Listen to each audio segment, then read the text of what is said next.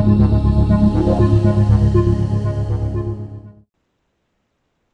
Mauro. Hi, Ludovic. Hi. Welcome to this talk where we're going to share some experience from teaching our Julia-based master level course at ETH last fall semester in 2021, together with Sam Omlin.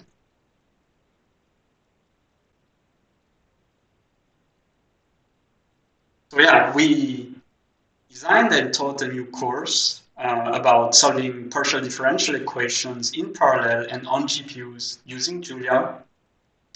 We taught for the first time in fall semester 2021 at ETH Zurich. Here is a little snippet of how the course website looks like and URL where you can access the teaching material, but we'll come back to this later on. So we'll present some technical and teaching experience we gained from that course. In particular, we'll look at our tech stack for basically running Julia on GPUs in parallel using CUDA, ParallelStencils, and ImplictGlobalGrid. But we also kind of discuss like the usage of Franklin, Literate, and IJulia together with Jupyter for designing web, slides, and exercise content. Also, we'll look into the teaching software engineering using Git and continuous integration, unit reference tests, and discuss some project-based student evaluation. So the course we taught last year wasn't a so-called cold start. We had prior experience in Julia-based teaching. That experience was mostly workshop and short courses in the format of 45 minutes to 3 hours per session. They all were demos, including some live coding. Back then, we mostly used GitHub's README and enhanced README abilities as course support, meaning like writing the README in Markdown and using the different section header. It automatically creates a table of content where it makes it easier to navigate, and like the most important, that there's an all-in-one resource that one can access without having to install fancy tools. The scripts there were a collection of standalone scripts that can be launched interactively using the Julia REPL to produce like the results that we were discussing. The reason why we went for a script plus REPL configuration is that, well, the course being mostly about high-performance computing, HPC, and multi-GPU settings, this configuration made the usage of notebooks like IJulia and Pluto a bit challenging. Here's some example. So, well, the longest course was a 3-hour solving partial differential equation in parallel on GPUs that we presented at JuliaCon last year. And well, if you go to that GitHub repository, there is a link where you can watch live streaming, where we went kind of in details on some technical aspects. We also did a course on solving differential equation using Julia, some kind of Julia intro as well for the European Geoscience Union General Assembly in 2021. There's also a repository where all the material is there. And then on a more informal basis, there's a GeoHPC short course that lies around on my GitHub repository, where it was like people from across Europe that were interested in, well, geo application of HPC and GPU computing that tuned in, and there's like self-consistent exercises and lecture stack there. So what's new and different in our course which we taught? This was really our first end-to-end Julia-based lecture course for just normal students. The entire master level course lasted 14 weeks, and we had each week we had a 3-hour lecture stroke tutorial session. And a large part of the project was the final project the students had to do, which was probably around a third of the time. We have this dedicated course website, which you saw a screenshot of, which was deployed with this Franklin.jl static website generator. And the course slides, exercises, and the web deployment was kind of based on Julia scripts using Literate and IJulia. And yeah, this course really filled a niche within ETH Zurich because there was no course teaching numerical computing, well, on the GPU for domain scientists. So the overview of the rest of the talk will give some insights into the content design of this course. So numerical GPU computing for domain scientists, reproducible science, so that's GitHub, testing, continuous integration, but also how we structured the course and lecture content and did the student assessments. And then we'll dive briefly into the tech stack. We use a fully open source Julia-based tech stack. We designed the course website, and we have these all-in-one lecture slides and interactive notebooks and exercises, all based on the same underlying Julia script. Thanks. Let me give some insights now regarding the content design. So why to do numerical GPU computing as a domain scientist? Well, as domain scientists, usually one wants to solve a specific problem or address specific question and challenges in one of the fields. For us, it's glaciology and ice flow modeling. So here is an example of the Rhone Glacier in the Swiss Alps, and we're interested in understanding the flow fields in order to be able to predict the evolution of the ice masses over time, which has impact for water resources and others in a changing climate we're experiencing these days. So those kind of simulations are pretty expensive because they're full 3D. We want to resolve the full mechanics, the thermal evolution of the ice. And well, regarding the resolution, this simulation here, for example, involves over 1 billion of grid points. And this high resolution is somehow needed to make accurate prediction, but it makes it quite challenging to resolve it in a computer, and one would start to need a really big computer and so-called HPC, high performance computing. The reason why we do this on GPUs is mainly because, well, GPUs are more powerful. They're more powerful in many ways, but maybe the most important way they're more powerful is that they permit to read and write much more numbers at a much higher rate than CPU do. And this mostly because they kind of host more compute units and memory management unit on the compute chip.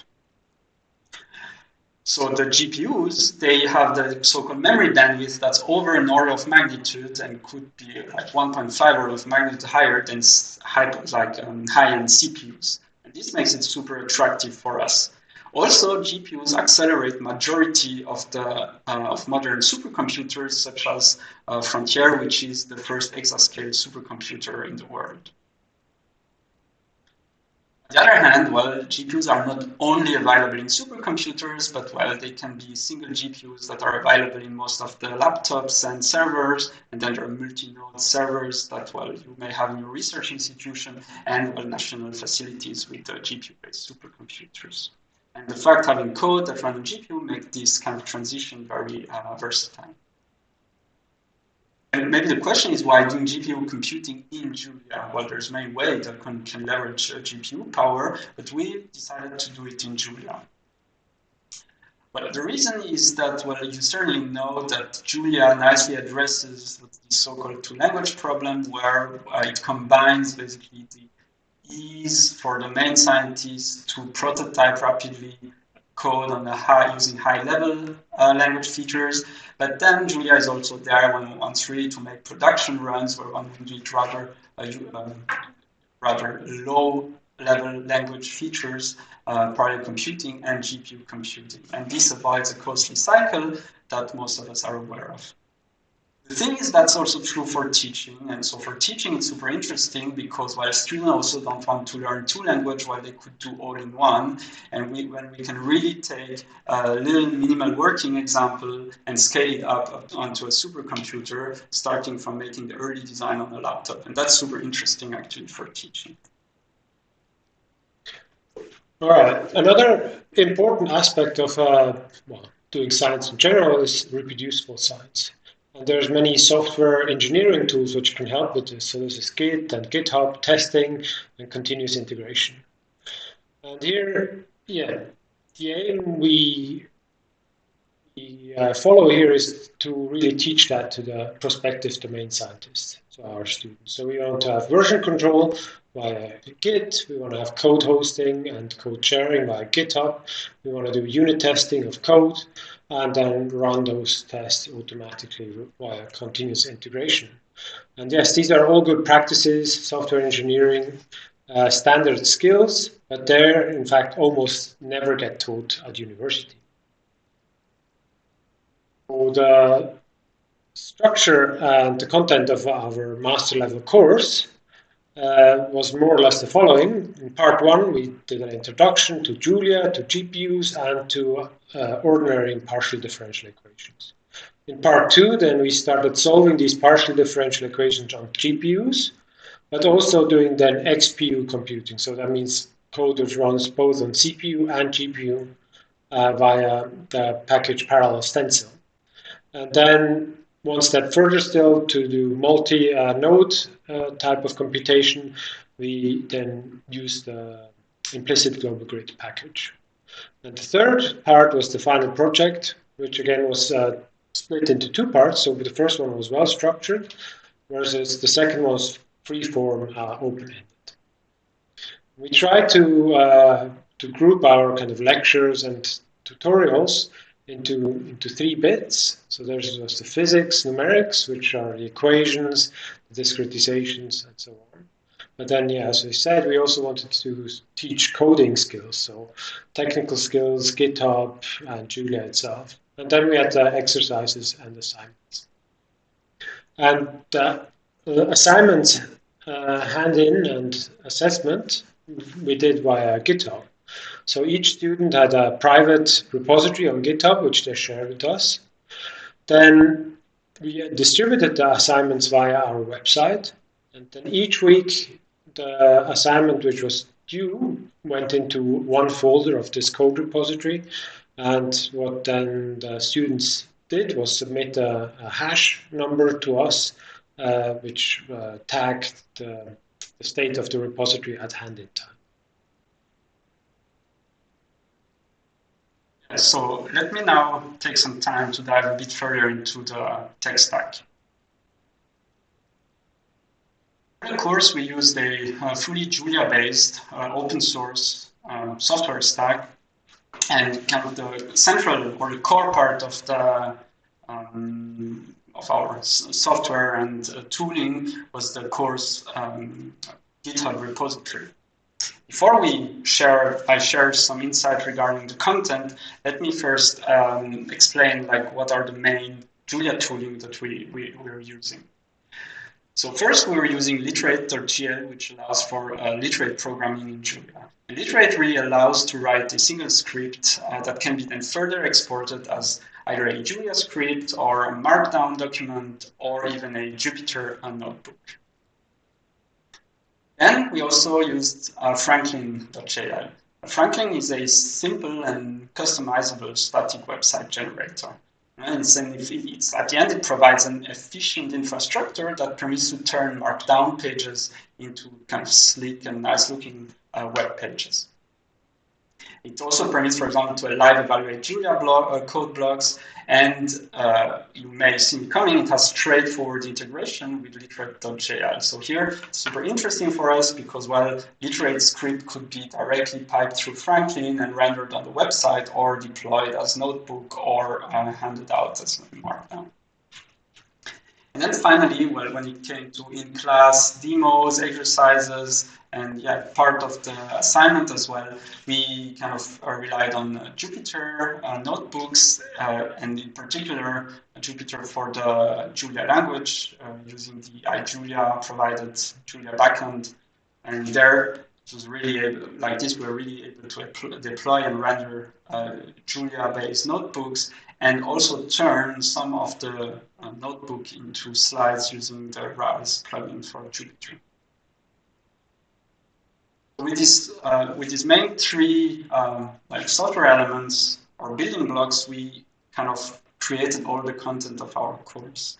And this is now separated into several folders. Such there's an exercise, a notebook and script folder that's mainly in Literate.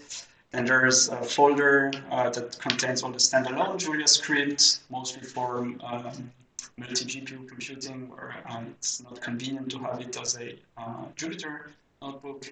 And then the source code for the slides and lectures that are based on Literate and then deployed in various form and needs.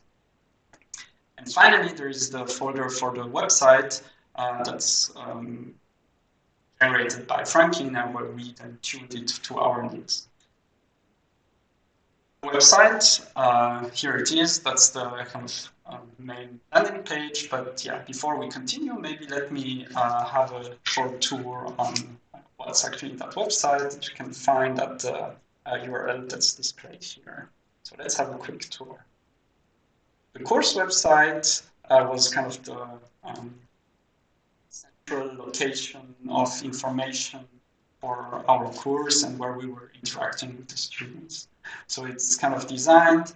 There is a first part with a couple of tabs, welcoming some logistics, where we can read about the course structure, how lectures will happen, and homework, and some homework submission heads up.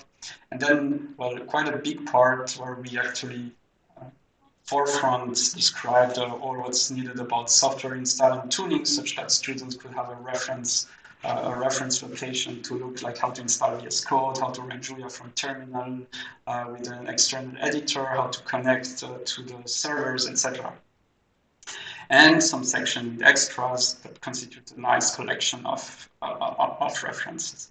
But maybe most interesting, and now I can spend some time on that, is like the content. So there's, like Mauro said in the beginning, our 3 parts, so some introduction on why Julia, OD, PDE, and then some basic solution, then some more involved parallel and GPU computing, and then some advanced multi-GPU computing and optimization. And finally, the 3rd part with the project description. Now let me take one of the lectures, for example, Introduction to GPU Computing and Performance. And for one, this is now lecture 6, but all lectures were designed in the same style. So there's always an agenda where we discuss what's going to be about, the main science part, the more computer science part, and then exercises. And there's a table of content that links directly to the important points of the lecture. Clicking on it, so some summary, and then some text, some figures on what's going on, and some code block that could be live evaluated within the website. And at the end, there's some exercises that are also listed here with, again, a mixture between code and text. Note that all of this here is automatically included into Franklin and generated via Literate from a single master script, as we'll see a bit later. So if you're curious, feel free to have a look at the publicly available website. Let me go back to the slides now to go on a bit. I briefly want to talk about 2 packages. The 2 packages we mostly use from the course, but also packages that we are developing to actually really make HPC computing on GPUs. First package is ParallelStencil, and it allows to turn vectorized or array broadcasting statement into enable it for high performance execution on both CPUs and GPU. And so by changing a little bit the way one writes this into compute function, one can really go from broadcasting on CUDA arrays or standard array that was achieving only 10% of peak performance of the GPU to really, when using ParallelStencil and parallel indices, one could really get up to 93% of performance. And then there's another package that's called ImplictGlobalGrid, and this one is here to make distributed memory computing as easy as possible. And with a feature that's called computation overlap, we managed to scale nearly, ideally, up to 2,197 GPUs on the Pitstein supercomputer. Okay, so how did we go about to actually create our content, which we display on the website or within our slides? So for each lecture, we created a few Julia scripts, which contain both the code on which the lecture is based, but also the text within comments. And so this is for course content, but also for exercises and assignments. And then we want to deploy these Julia scripts as Jupyter notebooks, as slides. So that's really just the Jupyter notebooks, and then we run it via this Räss plugin to turn them into slides on the fly, but also for the website. And we also want to control the content rendering. So for instance, for the exercises, we want to have one version which we hand out to the students at the beginning, which contains some hints. And then after they handed in the solution, we'll discuss the solution and we'll hand back our solution to them. And so we want to be able to render the solution as well. So how do we achieve this? And so we use Literate for this. So here on the left-hand side, you see a Julia script, which contains, well, here mostly actually markdown blocks, which is the text, which is rendered then in the website or in the notebooks. So here at the top, you see a notebook, Jupyter notebook, and that again can be rendered into a slideshow using this Räss plugin. But then we can also render it as HTML for the website. But yeah, then as I said, we also want to have content options. So we want to be able to produce a handout which contains hints for the student for exercises, but then also with the solution. So the hint would then rendered look something like this. And you see here on the left-hand side, if you squint a bit, there's a hashtag hint, so to speak, comment line, and that gets rendered for the assignment with which we hand out. And then for the solution we give to students once they hand it in, we have the same script, and the solution part gets rendered here. And so this way the students can kind of fill in the predefined code blocks we provide them. So yeah, now we're reaching towards the end of the presentation. Let me present you two of the students' final projects that were particularly interesting. So the first project was a student realized a 2D Navier-Stokes flow solver using the ParallelStencil and XPU capabilities, and basically they designed a geometric multi-grid that runs on GPU and solves stream function vorticity formulation for the Navier-Stokes flow. Another project was a 3D multi-GPU Navier-Stokes based smoke simulation where we used a pseudo-transient solver and the projection method and combine this with advection using characteristics to make like three-dimensional smoke simulations. So now to wrap up, a couple of lessons we learned from this first course edition. So regarding teaching goals and student performance, we successfully managed to introduce multi-GPU supercomputing using Julia for domain science application. We did that in a way to also include reproducible science good practice, such as Git, CI, and some testing in both exercises and projects. And we try to combine concise lecturing, but extensive exercises and final project in a kind of active learning setting for the students. And second things is challenging the positive experiences we had using an integrated tech stack we were pushing for. So yeah, the students were really enthusiastic about the centralized course website with most of the information. And this all-in-one approach we were pushing was kind of, there was some activation energy, let's say it, but it was really helpful for us as well to have a single master script that we tried to deploy in order to not lose track of the things we were doing. So I guess that's it. If you're still curious, feel free to surf around on PD on GPU at ETH.Zurich to stay tuned. And well, I guess we can also give a shout out to Thibault Leonard for his valuable help with Franklin and Literate integration support. And well, also thank you for folks who are developing and are developing Literate and IJulia. So well, that's it. Thank you, Maro. Thank you, Ludovic. And goodbye. Ciao.